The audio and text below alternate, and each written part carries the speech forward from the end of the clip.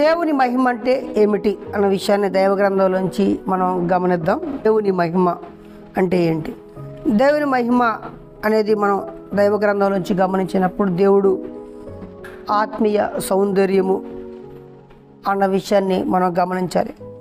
భౌతికమైన సౌందర్యం మనిషి కలిగిన వాడిగా ఉన్నాడు. మనిషి గురించి దైవ గ్రంథంలో చూస్తే మనిషి యొక్క కీర్తి, మనిషి యొక్క అందము, మనిషి యొక్క గొప్పతనం గురించి దైవ గ్రంథం ఎలా సాక్ష్యం ఇస్తుంది అని మనం చూస్తే ఆత్మ సంబంధమైన దేవుడి యొక్క మహిమ, దేవుడి యొక్క సౌందర్యాన్ని, గొప్పతనాన్ని, దేవుడి యొక్క గుణగణాలని వ్యక్తం చేసేదిగా దేవుడి యొక్క మహిమ మనకి కనబడుతుంది. దేవుడి యొక్క మహిమ శాశ్వతమైనదిగా మనకి దైవ గ్రంథం తెలియజేస్తుంది. మనిషి పరిస్థితి కూడా ఒకసారి మనం గమనించుకుందాం. పేతురు రాసిన మొదటి పత్రిక 1వ అధ్యాయము 24వ వచనాన్ని మనం ధ్యానిద్దాం. సర్వ శరీరులు గడ్డిని పోలిన వారు, వారి అందమంతయు గడ్డి పువ్వు వలె ఉన్నది. గడ్డి ఎండును, దాని పువ్వు రాలును, అయితే ప్రభు వాక్యము ఎల్లప్పుడూ నిలుచును. మనుషులు అందమేంటో, మనుషుల యొక్క కీర్తి ఏంటో, మనుషుల యొక్క గొప్పతనం ఏంటో, వైభవం ఏంటో అంతా కూడా వాడిపోయే పువ్వు లాంటిదని, తక్కువ కాలం అశాశ్వతమైనది అని దేవుడు తెలియజేస్తున్నాడు. కాబట్టి దేవుడి యొక్క మహిమ ఏంటో మనకు అర్థం కావడానికి మనుషుల యొక్క బలహీనత ఏంటో, మనుషుల యొక్క గొప్పతనం ఏంటో మనం చూసాం. ఇప్పుడు దేవుడి యొక్క మహిమ ఏంటో మనం దైవ గ్రంథంలోంచి గమనిద్దాం. దేవుడి యొక్క ఆత్మ సంబంధమైన, ఆయన యొక్క మహిమోన్నతమైన సౌందర్యం, ఆయన యొక్క గుణాల యొక్క వ్యక్తిత్వం, ఆయన యొక్క శక్తి సామర్థ్యాలని అన్నిటినీ కలుపుకొని ఆయన మహిమ గురించి దైవ గ్రంథం వివరిస్తున్నట్టుగా మనం చూడగలం. 33వ అధ్యాయము నిర్గమాకాండం 18వ వచనంలోని మోషే అనే భక్తుడు ఆయన్ని, ప్రభువా నీ మహిమంతా నాకు కనపరచుము అని చెప్తాడు.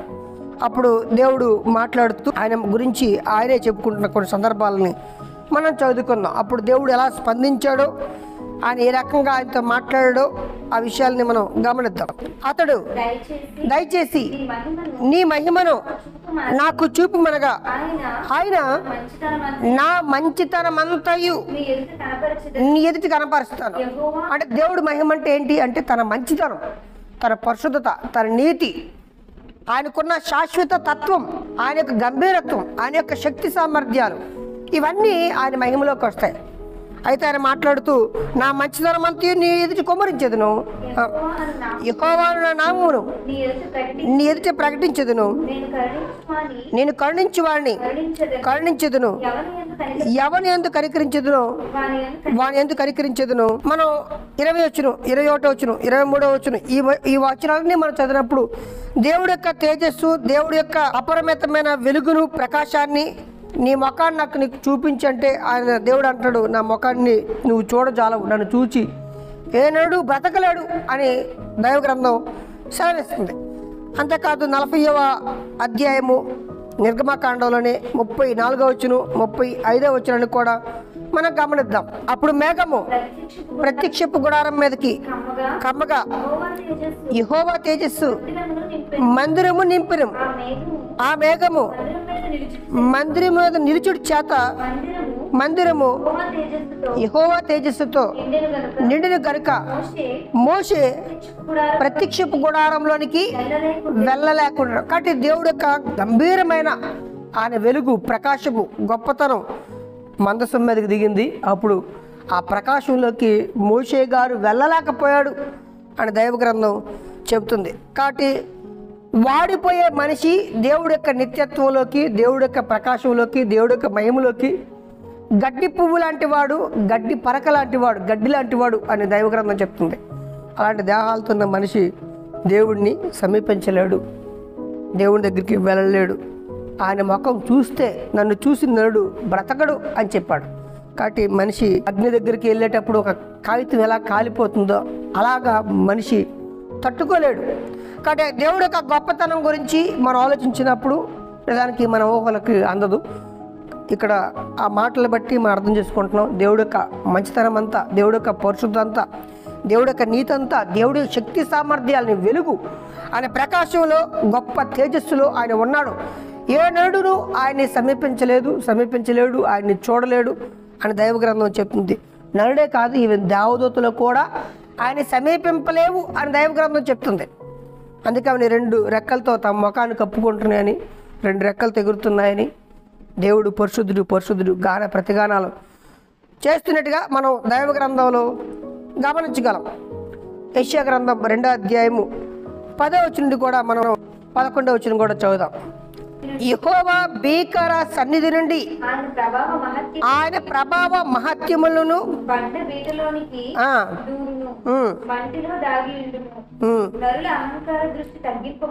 దేవుడి యొక్క గంభీరత్వం ముందు ఆయన చూస్తే చాలు మనుషుల యొక్క అహంకారాలు ఖచ్చితంగా అనగదొక్కబడతాయి అని దైవ గ్రంథం చెప్తుంది. కాబట్టి దేవుడు మాత్రమే హెచ్చించబడతాడు, దేవుడు మాత్రమే మహిమ పొందుతాడు.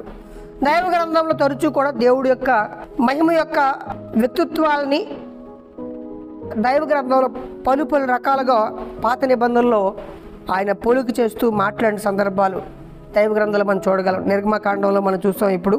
అలాగే ద్వితీయోపదేశకాండం 5వ అధ్యాయం 24-25 వచనాలు కూడా మనం చదువుదాం. మన దేవుడిని యెహోవా తన ఘనతను మహత్యమును మాకు చూపించెను. అగ్ని మధ్య నుండి ఆయన స్వరం వింటిమి. దేవుడితో నరులు మాట్లాడుతూ వారు బ్రతుకుదురని మీరు తెలుసుకున్నారు. కాబట్టి దేవుడు యొక్క మహిమ అగ్నిలో వచ్చిందంట. ఆ స్వరాలు వారికి వినబడ్డాయి. వారు అంటున్నారు మేము బతికే ఉన్నాం అని వారు అనుకుంటున్నారు. దేవుడు మాట్లాడి చచ్చిపోతాం కదా, చూడలేం కదా అని. అలాగే మొదటి రాజుల గ్రంథం 8వ అధ్యాయము 10వ వచనం 11వ వచనాన్ని కూడా మనం ధ్యానిద్దాం. అలాగే మనకి యెషయా గ్రంథంలో 6వ అధ్యాయం 1 నుండి 4వ వచనం వరకు కూడా అక్కడ కూడా దేవుడు గొప్పతనం, దేవుడి యొక్క మహిమ, దేవుడి యొక్క ఉన్నత స్థాయిని ప్రవక్తులు మరి దర్శనంలో చూసి దైవ గ్రంథంలో వాళ్ళు తెలియజేస్తున్నారు. మొదటి రాజుల గ్రంథం 8వ అధ్యాయము 10వ వచనం 11వ వచనం కూడా మనం చదువుకుందాం. యాజకులు పరిశుద్ధ స్థలములో నుండి బయటికి వచ్చినప్పుడు మేఘము యెహోవా మందసం మీద నిలిచెను. కాబట్టి యెహోవా తేజో మహిమ యెహోవా మందిరంలో నిండుకొనగా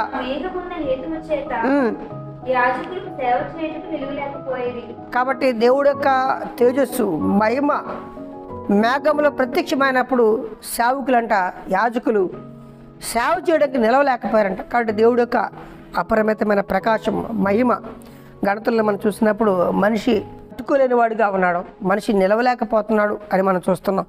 యెషయా గ్రంథం 6వ అధ్యాయం 1 నుండి 4వ వచనం వరకు, 6వ అధ్యాయంలో 1వ వచనం నుండి 4వ వచనం వరకు మనం చూస్తే కోటాను కొలది దేవదూతలు దేవుణ్ణి పరిశుద్ధుడు పరిశుద్ధుడు పరిశుద్ధుడు అని దేవుణ్ణి గణపరుస్తున్నట్టుగా, దేవదూతలు ఆయన ప్రకాశాన్ని చూడలేక కళ్ళు అవి రెక్కలతో తన దేహమంతా కప్పుకుంటున్నట్టుగా మనం చూస్తున్నాం. దేవుడిని ప్రతిగానాలు చేస్తుంటే గడప కమ్ములు అదురుతున్నాయి. అంటే అంత గంభీరమైన స్వరంతో దేవుడిని గణపరుస్తుంటే ఆ దేవుడు ఆ స్తోత్రాలు మధ్య ఆయన ఉన్నాడని ప్రవక్త చెప్తున్నాడు. అంతేకాదు యోషువ గ్రంథంలో కూడా ఆయన మహిమ గురించి ప్రవక్త చెప్తూ అగ్ని మెరుపులతో ఆయన కూడుకున్న ఆ యొక్క గంభీరత్వంతో పోలుస్తూ యెహెజ్కేలు గ్రంథకర్త ఆయన గురించి వర్ణిస్తున్నాడు. కాబట్టి దేవుడి యొక్క మహిమ గురించి, దేవుడి యొక్క ఉన్నత వ్యక్తిత్వం గురించి మనం గమనించినట్లయితే దేవుడు మహిమ అనగా దేవుడి యొక్క వ్యక్తిత్వము, ఆయన యొక్క గుణము, ఆయన యొక్క మంచితనము, ఆయన యొక్క ప్రకాశము, ఆయన నీతి, ఆయన పరిశుద్ధత, ఆయన శక్తి ఇవన్నీ కలుపుకొని ఆయన యొక్క మహిమలోకి వస్తాయి. కాబట్టి మనిషి మహిమ ఏంటో మనం చూసాం, మనిషి అందమేటో మనం చూసాం. మనిషి గడ్డి పరక లాంటి వాడని, గడ్డి పువ్వు లాంటి వాడని, వాడి అందమంతా వాడిపోతుంది రాలిపోతుందని చూసాం. మనిషి అశాశ్వతుడని చూసాం. దేవుడు శాశ్వతమైన వాడు. దేవుడు యొక్క మంచితనం ఏంటో, గొప్పతనం ఏంటో, మహిమేంటో మనం గమనించినప్పుడు దైవ గ్రంథం గొప్ప ఉన్నతమైన స్థితిని తెలియజేస్తుంది. అయితే అలాంటి దేవుడు ఆ మహిమనంతటినీ కూడా మనం కొత్త నిబంధనలు ఎలా చూడగలమంటే యేసుక్రీస్తులో చూడగలం. దేవుడు యొక్క మహిమ స్వరూపి, ఆ స్వరూపం కలిగిన వాడు యేసుక్రీస్తు. యేసుక్రీస్తు మానవ దేహంలో ఈ భూలోకానికి ఆయన వచ్చాడు. కాబట్టి దేవుడి యొక్క మహిమంతా కూడా, దేవుడి యొక్క మంచితనం అంతా కూడా, దేవుడి యొక్క ప్రేమంతా కూడా, దేవుడి యొక్క పరిశుద్ధంతా కూడా మనం యేసుక్రీస్తులో చూడగలం. యోహాను సువార్త 1వ అధ్యాయం 14వ వచనం. కానీ కొత్త నిబంధనలో దేవుడి మహిమంతా కూడా ఆయన కుమారుడైన క్రీస్తు వెల్లడిపరిచాడు. శరీరుల మధ్య ఆయన వచ్చాడు. అలా వచ్చి దేవుడి యొక్క ప్రకాశాన్ని, దేవుడి యొక్క సత్యాన్ని, దేవుడి యొక్క దయను, దేవుడి యొక్క ప్రేమను, దేవుడి యొక్క పరిశుద్ధతను ఆయన ప్రత్యక్షపరిచాడు ఈ భూలోకంలో మనుషులకి. కాబట్టి దేవుడి యొక్క మహిమ తెలుసుకోవాలంటే, దేవుడి యొక్క గొప్పతనం తెలుసుకోవాలంటే, దేవుడి యొక్క పవిత్రత తెలుసుకోవాలంటే మనం యేసుక్రీస్తుని చూస్తే మనకు అర్థమవుతుంది. వాక్యము శరీరధారి కృపా సత్య సంపూర్ణుడిగా మన మధ్య నివసించును. దేవుడి యొక్క కృప, దేవుడి యొక్క సత్యాలు మనకు అర్థం కావడానికి యేసు ప్రభుని చూడాలి. అంతేకాదు లోక సువార్త 2:32 మనం చూస్తే ఆయన అన్ని జనులకు ప్రత్యక్షమయ్యే ఒక వెలుగుగాను ఇజ్రాయేలు యొక్క మహిమగా వచ్చాడు అని రాయబడుతుంది. కాబట్టి ఇజ్రాయేలుకి మహిమ తీసుకురావడానికి ఆయన ప్రత్యక్షమయ్యాడు అని దైవగ్రంథం చెప్తుంది. నాదా ఇప్పుడు నీ మాట చెప్పిన సమాధానంతో నీ దాసుని పోనిచ్చున్నావు. అన్ని జనులకు నిన్ను బయలుపరచుటకు, ఎవరిని? దేవుడిని బయలుపరచడానికి వెలుగుగాను నీ ప్రజలని ఇజ్రాయేలుకు మహిమగాను నీ సకల ప్రజల ఎదుట సిద్ధపరిచిన నీ రక్షణను నేను కళ్ళారా చూచింది. కాబట్టి దేవుడి యొక్క ప్రత్యక్షత అన్ని జనులకు వెళ్ళడం కొరకు, అందడం కొరకు ఈయన వెలుగుగా ఉన్నాడు. కాబట్టి దేవుడి యొక్క మహిమను ఈ లోకంలో ప్రకాశింపజేయడానికి యేసుక్రీస్తు వచ్చాడు. దేవుని యొక్క దయను, దేవుని యొక్క సత్యాలను సమాజానికి అందించడానికి దేవుడే మనిషిగా మనుషుల మధ్యకి వచ్చి ఆయన ప్రకాశాన్ని వెలబుచ్చాడు అని మనం గమనిస్తున్నాం. అంతేకాదు మత్తయి సువార్త 4:30 మనం చూస్తే యేసుక్రీస్తు వారు యొక్క ఘనత ఏంటో, ఆయన కీర్తి ఏంటో, ఆయన ఏ రకంగా రెండవ రాకడలో రాబోతున్నాడో దైవ గ్రంథం తెలియజేస్తుంది. ఆయన మహామహిమలో వస్తాడు. దేవుడు మహిమంతా కూడా కూడగట్టుకొని ఆయన శక్తి సామర్థ్యాలు సంపూర్ణంగా ఆ స్థాయిలో రెండో రాకడలో రాబోతున్నాడని దైవ గ్రంథం చెప్తుంది. అప్పుడు మనిషి కుమారుడు సూచన ఆకాశమందు కనబడును. అప్పుడు మనిషి కుమారుడు ప్రభావముతోను మహామహిమతోను ఆకాశ మేఘారుండుడై వచ్చుడు చూచి భూమి మీద ఉన్న సకల గోత్రముల వారును రొమ్ము కొట్టుకుందరు. అబ్బా, ఈయన మేము కాదనుకున్నాం. సామాన్యుడిగా మనలో ఒకరిగా శరీరంతో వచ్చిన ఇతరునే మనం కాదనుకున్నాం. అతను అంత గంభీరత్వంలోని యేసు ప్రభు రాబోతున్నాడు. తన తండ్రి మహిమతో, తన తండ్రి రాజ్యంతో యేసు ప్రభు రాబోతున్నాడు. అప్పుడు సకల జనులు, సకల జాతుల వారు రొమ్ము కొట్టుకుంటారు, ఇంకా గుండెలు బాదుకుంటారు మనుషులు. ఎందుకంటే యేసుక్రీస్తు వారు ఆయన గంభీరత్వం ఏంటో, ఆయన గొప్పతనం ఏంటో, ఆయన మహిమ ఏంటో, ఆయన శక్తి ఏంటో, ఆయనకున్న అధికారం ఏంటో, ఆయన రాజ్యం ఏంటో రెండో రాకడలో రాబోతున్నాడు. కాబట్టి మొదట ఆయన సామాన్యుడిగా మనిషిగా వచ్చాడు. ఆయన అధికారాన్ని, ఆయన ప్రభావాన్ని విడిచిపెట్టాడు. ఈ మాట నేను చాలాసార్లు అంగీకరించలేకపోయేవాడిని.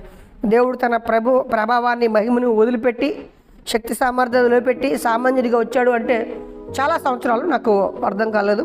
కానీ 4-5 సంవత్సరాల కింద బైబిల్ కాలేజ్కి వెళ్ళాక అర్థమైంది. నిజంగా యేసు ప్రభు తన మహిమ అంతా పట్టుకొని రాలేదు, తన గొప్పతనం అంతా పట్టుకొని రాలేదు, సామాన్యుడిగా వచ్చాడు. మనకి బైబిల్లో ఆధారాలు కూడా.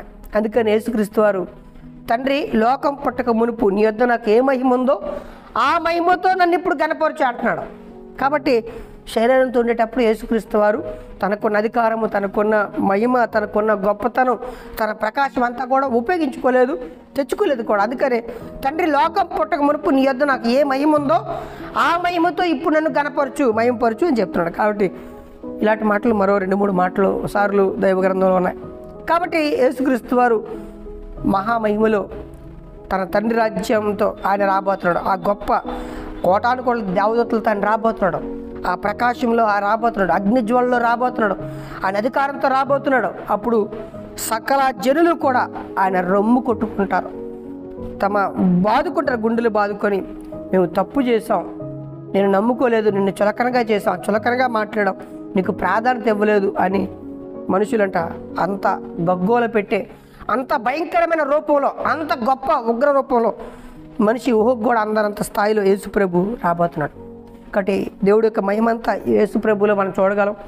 దేవుడి యొక్క దయన, దేవుడి యొక్క ప్రేమైన, దేవుడి యొక్క పవిత్రత, దేవుడి యొక్క కృప, దేవుడి యొక్క కరుణ, దేవుడి యొక్క మాధుర్యాన్ని, మహిమను మన యేసు ప్రభులో చూడగలం అని దైవ గ్రంథం చెబుతుంది. రెండో రాకడలో ఆయన అలా రాబోతున్నాడు. అంతేకాదు దైవ గ్రంథాన్ని మనం గమనించినట్లయితే దేవుడి యొక్క మహిమ గురించి మాట్లాడినప్పుడు దైవ గ్రంథం ఏం చెప్తుంది అంటే 19వ కీర్తన 1-4 వరకు అక్కడ రాయబడుతుంది, ఆకాశాలు దేవుడి మహిమను ప్రకటిస్తున్నాయి అని చెబుతుంది. ఆకాశమంతా దేవుడి యొక్క చేతి పని. ప్రతి దినము కూడా ఆయన యొక్క వాక్యాలు, ఆయన యొక్క జ్ఞానం మనుషుల మధ్య ప్రకటనలు అవుతున్నాయి. రాత్రి రాత్రి జ్ఞానం నేర్పుతుంది, బయలుపరుస్తుంది అని దైవ గ్రంథం చెప్తుంది. ఇక్కడ దైవ గ్రంథంలో సృష్టి దేవుడి యొక్క మహిమ మనకు అర్థం కావాలంటే దేవుడి యొక్క చేతి పని ఎలాంటిదో, ఆయన చాకచక్యం, మన జ్ఞానం, ఆయన యొక్క ఆలోచనలు ఎంత గొప్పో మనం చూడాలంటే ఆకాశాన్ని, భూమిని, రాత్రిని, నక్షత్రాలని, ఈ విశ్వాన్ని మనం చూస్తే మనకు అర్థం అవుతుంది. కాబట్టి దేవుడి మహిమనంట ఆకాశం వెల్లడపరుస్తుంది, ప్రకటన చేస్తుంది, రాత్రికి రాత్రి జ్ఞానం నేర్పుతుంది. ఇక్కడ దేవుడి యొక్క మహిమ గురించి మనం చూసినప్పుడు అసలు దేవుడిని మనిషి ఘనపరచడం కొరకే, భయంపరచడం కొరకే పుట్టించాలని కూడా దైవ గ్రంథం చెబుతుంది. 43వ అధ్యాయము 7వ వచనాన్ని చదువుదాం.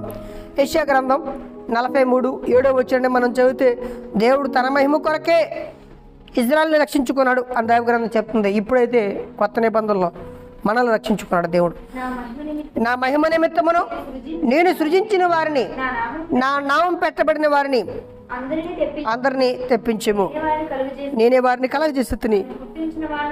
కాబట్టి దేవుడు లోకాల్లో మాత్రమే కాదు ఆయన మహిమ కొరకు మహిమను వివరిస్తున్నాయి, అసలు మనిషి కూడా వివరించాలి. నా మహిమ కొరకే నేను సృజించిన జనులు నేను రక్షించుకున్నాను అన్నాడు. ఒకనాడు ఇజ్రాయెల్ రక్షిస్తే ఈరోజు మనందరిని రక్షించాడు దేవుడు. కాబట్టి ఆయన మహిమపరచాలని, ఆయన యొక్క స్థానానికి ఆయన ఘనపరచాలని దేవుడు మనకి నిజంగానే ఆ గొప్ప అవకాశాన్ని దేవుడు మనకి ఇచ్చాడు. అంతగా దేవుడి యొక్క మహిమను, దేవుడి యొక్క గొప్పతనాన్ని ఈ లోకం సృష్టి ప్రదర్శిస్తుంది. ఈ లోకంలో ఉన్న ఈ ప్రతి వస్తువు కూడా అది ప్రచారం చేస్తుంది అని దైవ గ్రంథం చెబుతుంది. 73వ కీర్తన 24వ వచనాన్ని కూడా మనం చదువుకుందాం. నీ ఆలోచన చేత నన్ను నడిపించెదవు, తర్వాత మహిమలో నీవు నన్ను చేర్చుకుందువు. దేవుడి యొక్క పిలుపు క్రైస్తవులు మరణంలో కూడా సూచిస్తుంది. కాబట్టి దేవుడు మహామహిమలో ఉన్నాడు, ఆ మహిమలో కాట దేవుడు పిలుచుకుంటాడు. కాబట్టి మరణిస్తున్న నిజమైన క్రైస్తవులు దేవుడి బిడ్డల గురించి ఎట్టి పరిస్థితుల్లో బాధపడక్కర్లేదు. ఎందుకంటే వారు శాశ్వతమైన మహిమలోకి, దేవుడి మహిమలోకి వారు ప్రవేశిస్తున్నారు అని దైవ గ్రంథం చెబుతుంది. కాబట్టి స్వర్గానికి లేదా దేవుడి యొక్క పిలుపు కూడా నిత్యత్వంలోకి మనం వెళ్ళడానికి కూడా దేవుడు అంటుంది మహామహిమలోకి దేవుడు పిలుచుకుంటున్నాడు అంది. 1 కొరింథీ 13వ అధ్యాయము 12వ వచనాన్ని కూడా మనం ఒకసారి చూద్దాం. ఇప్పుడు అద్దములో చూసినట్టుగా సూచనగా చూస్తున్నాము, అప్పుడు ముఖాముగ్గా చూస్తాం. ఇప్పుడు కొంత మట్టుకే దేవుడి గురించి ఎరిగి ఉన్నాము, అప్పుడు నేను పూర్తిగా ఎరగబడిన వారిగా ఉంటాం. కాబట్టి దేవుడి గురించి ఇప్పుడు మనకు తెలిసేది చాలా తక్కువ అండి. చంద్రుడిని అద్దంలో చూపించి చందమామ అని భోజనం పెడతారు కదా, అలా మనం చూస్తున్నాం, అద్దంలో చూస్తున్నాం. కాబట్టి దేవుడి యొక్క మహిమ గురించి ఈరోజు మనకు తెలిసేది చాలా తక్కువ. అందుకనే దేవుడు అంటాడు, ఒకరోజు మనం ముఖాముగ్గా చూస్తాం దేవుడిని. ఆయనతో ఆ వెలుగుమయమైన, ఆ తేజోమయమైన ఆ లోకంలో ఆ దేవుడితో మనం ఒకరోజు ఉంటాం అని దైవ గ్రంథం చెప్తుంది. ప్రకటన 21వ అధ్యాయము 23వ వచనాన్ని కూడా మనం చదువుదాం. ఆ పట్టణంలో ప్రకాశించుటకు సూర్యుడైనను చంద్రుడైనను దానికి అక్కర్లేదు, దేవుడు మహిమయే దానిలో ప్రకాశం. కాబట్టి పరలోకంలో ఇంకా మళ్ళా నక్షత్రాలు కానీ, సూర్యుడు కానీ, మరలా మన విద్యుత్ లైట్లు కానీ ఇలాంటివి ఏవి ఉండవు.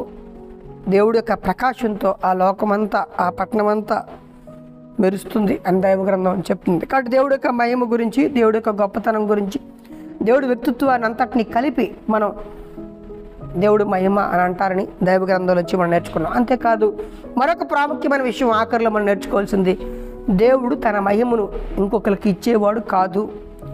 ఆయన మహిమను మనం దొంగిలించాలి అని మనం ప్రయత్నించకూడదు. అది చాలా భయంకరమైన శాపం. నిజంగా దేవుడికి రావాల్సిన ఘనత, దేవుడికి రావాల్సిన మహిమ మనుషులు దొంగిలిస్తుంటారు చాలాసార్లు. ప్రాముఖ్యంగా క్రైస్తవ్యంలో ఎక్కువగా జరుగుతుంది. దేవుడు చేసిన మేళ్ళు, దేవుడు చేసిన కార్యాలని ఏం చేస్తారంటే తమ సంస్థకు ఆపాదించుకుంటారు, లేదా నేనే చేశాను అన్నట్టుగా భ్రమపరచడం ఈ లోకంలో జరుగుతుంది. ఆ మనుషులు ఆ ఘనత కొరకు ప్రాకులాడుతున్నారు. అందుకని మనం మత్తయి సువార్త 6వ అధ్యాయంలో మనం చదివితే, మీరు పొందుకున్న, మీరు కోరుకున్న ఆదరణ మీరు పొందుతురి, మీరు ఏదైతే కావాలనుకుంటున్నారో ప్రజల నుండి అది మీరు పొందుకున్నారు అని శాస్త్రులు పరిచయాల గురించి యేసుప్రభు మాట్లాడారు. కాబట్టి దేవుడికి చెందవలసిన మహిమను మనుషులు దొంగిలించేవారుగా కొన్నిసార్లు మనకు కనబడుతుంటారు. దేవుడికి వెళ్ళవలసిన ఘనతను తమ పేరు ప్రఖ్యాతులు పెంచుకోవడానికి లేదా మనుషుల మధ్య అమాయకుల మధ్య డాంబికాన్ని ప్రదర్శిస్తుంటారు. కాబట్టి దేవుడి మహిమను దొంగిలించడం ఎంతో పెద్ద ప్రమాదం. అది విగ్రహారాధన అని దైవ గ్రంథం చెబుతుంది. అది మనిషికి శాపాన్ని తీసుకొస్తుంది అని చెప్తుంది. కొంతమంది దేవుడి మహిమను తీసుకెళ్ళి విగ్రహాలకు ఇచ్చేస్తారు. కొంతమంది దేవుడి మహిమను తీసుకెళ్ళి క్షయమైపోయిన వస్తువులకు ఇచ్చేస్తుంటారు. ఆ విషయాన్ని కూడా రోమిలు రాసిన పత్రిక 1వ అధ్యాయం 22 నుండి 23 వరకు దేవుడు తన మహిమను శాశ్వతమైన దేవుడును అశాశ్వతమైన వస్తువులకి మనుషులు ఆపాదించారు అని దైవ గ్రంథం చెప్తుంది. కాబట్టి దేవుడి యొక్క శాశ్వతమైన పవిత్రత, ఘనత, మంచితనం, ప్రేమ, ఈ లక్షణాలన్నీ కూడా సంపూర్ణమైనవి దేవుడిలో మాత్రమే ఉన్నాయి. ఆయన మహిమను దొంగిలించేవారుగా మనం ఉండకూడదు. ఆయనకి ఇవ్వాల్సిన ప్రాధాన్యత ఇంకో దేనికో ఇవ్వడం దాన్ని కూడా విగ్రహారాధన చేసినట్టుగా అవుతుంది. దేవుడికి గొప్పతనాన్ని మనం అర్థం చేసుకొని ఆయన్ని ఘనపరచాలి, ఆయన మహిమపరచాలి. ఆయనకి ఇవ్వాల్సిన విలువను మనం ఇచ్చి ఈ లోకంలో ఆయన ఘనపరుద్దాం. కాబట్టి ఆయన ఘనపరచడం అంటే ఏంటి అంటే ఆయన అధికారం ఏంటో అధికారం తగ్గట్టుగా మర్యాద ఇవ్వడం అంతే. దేవుని ఘనపరచడం అంటే మనం ఏదో ఆయనకి ₹1,00,000 ఇస్తే ఘనత కాదు, పూలదండ ఇస్తే ఘనత కాదు. దేవుడు ఎంత గొప్పవాడో, దేవుడు ఎంత పవిత్రుడు, దేవుడు ఎంత అధికారం కలిగినవాడు, ఎంత శక్తి కలిగినవాడో అవి మనం తెలుసుకొని ఆయనకి ఇవ్వవలసిన ప్రాధాన్యత ఇవ్వడమే ఆయన ఘనపరచడం. దేవునికి స్తోత్రాలు. ఆ మహాదేవుడిని, ఆ గొప్ప మహిమలో ఉన్న ఆ దేవుడిని ఘనపరిచేవారుగా, స్తుతించేవారుగా, ఆయన మహిమను మనం దొంగిలించేవారుగా ఉండకుండా, మనం ఇంక దేనికో ఇవ్వకుండా ఆయన మహిమను, ఆయన గొప్పతనాన్ని మనం మన జీవితాల్లో నిజంగా దేవుడిని ఘనపరిచి మహిమపరిచేవారుగా దేవుని సన్నిధిలో ఉందాం. దేవునికి స్తోత్రాలు.